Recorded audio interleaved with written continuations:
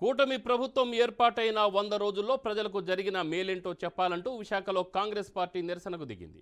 థాలీ భజావో పేరుతో శబ్దాలు చేస్తూ ప్రభుత్వాన్ని నిద్ర లేపాల్సిన పరిస్థితి వచ్చిందని పెందుర్తి కాంగ్రెస్ పార్టీ నాయకుడు భగత్ అన్నారు.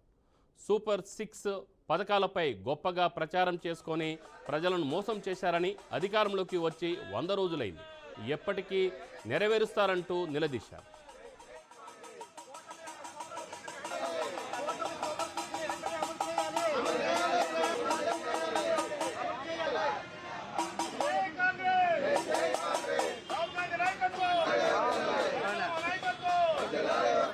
శర్మలారెడ్డి గారి ఆదేశాల మేరకు ఈ రోజు మేము థాలీ బచావో ప్రోగ్రాం నిరసన ప్రోగ్రాం చేస్తున్నాం.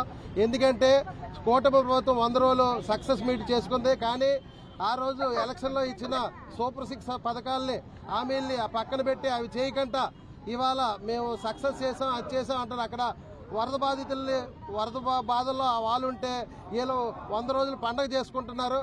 కానీ ఆ సూపర్ 6 పథకాలను ఇమీడియట్లీ అమలు చేయాలి. అమలు చేయని పక్షంలో మేము మళ్ళీ ఉధృత స్థాయిలో నిరసన